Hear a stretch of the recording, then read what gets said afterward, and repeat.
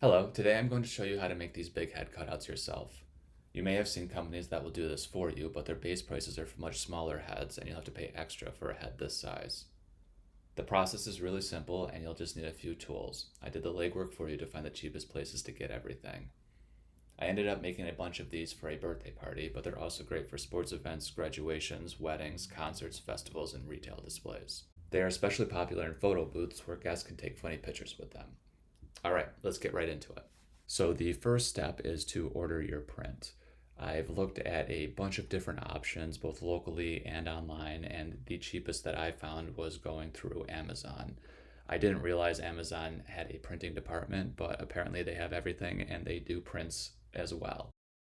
Use the link in the description. It's kind of hard to find this feature through Amazon. They also have Amazon Photos, which is photo storage. You don't want that. You want Amazon photo printing. So the link is in the description. Once you're here, on the left sidebar, there's a large print section. Click on glossy/matte paper. You can choose to have a glossy print or a matte print. And then for the size, I did 20 by 30 because that's the exact size of the foam board that we'll be using. Once you select your options, click on Get Started. And you can add your photos directly to Amazon or upload a file from your computer. I'm going to upload a file from my computer because I edited this photo in Photoshop first. I had a little extra room around my head, some white space where I added some other photos in just to get some mini small big heads in there as well to not waste the space and have a little more fun with it.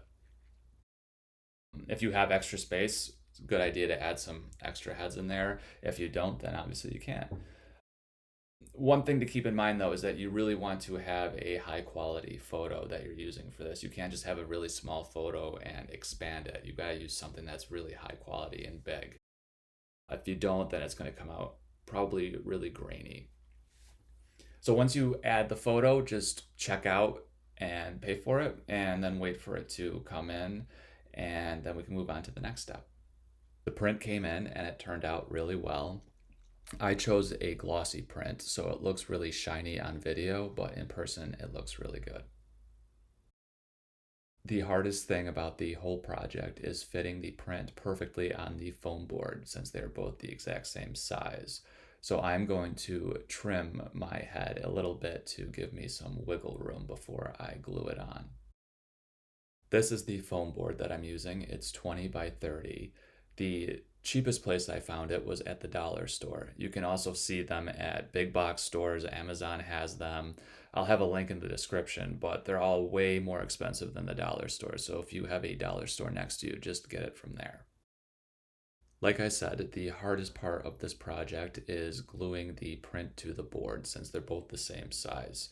It's very unforgiving. Once the glue is on the board, you can't adjust anything or move it around or else it'll start to wrinkle and ripple, or you might have some of the print overhang. So it's very important to get the alignment correctly the first time. I've tried a few different techniques to find the best way to do this. And what I ended up doing was finding the longest part of the print and trimming off the sides and putting some marker guidelines down. Then when the glue is on the board, we just need to align the marker points and everything should fit perfectly. Feel free to experiment with this if you want to try some different options. Maybe you can find a better way. This way worked for me. Now we will add the glue to the board. I found this spray glue on Amazon, which worked out really well. I'll have a link in the description. Add an even coat to the whole board. Wear gloves for this part because you'll want to either change them or remove them for when you place the print onto the board.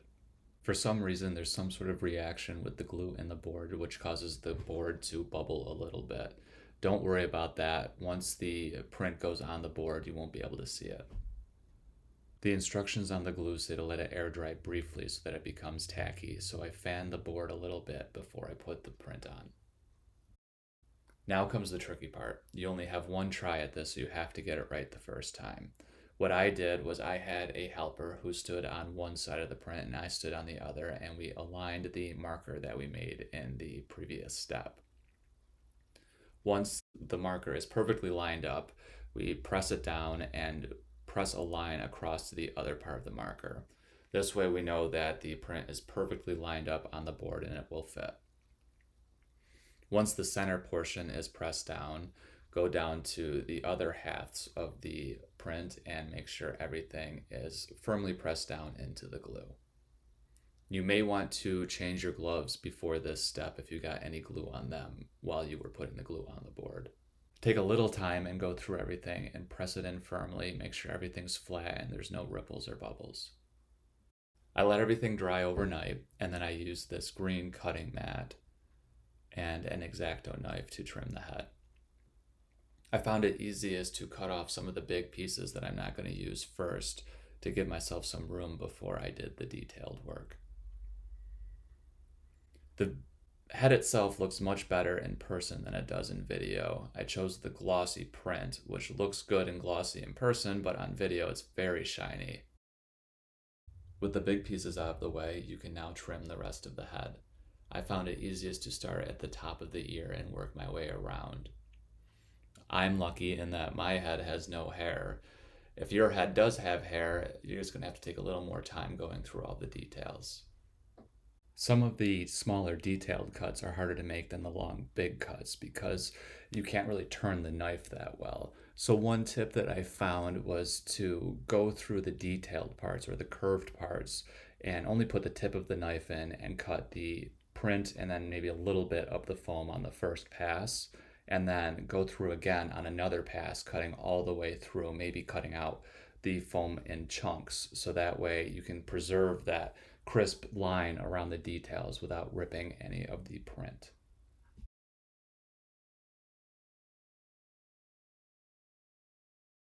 The last step is some cleanup. Go around the edges and cut off any white foam that's overhanging so that way you can't see any foam when you look at the head straight on. You can put your knife at an angle to really make sure that you get everything underneath and only the head is showing. And that's it. Now you have a finished big head. Making these heads on your own is great because it's much cheaper than paying a company to do it.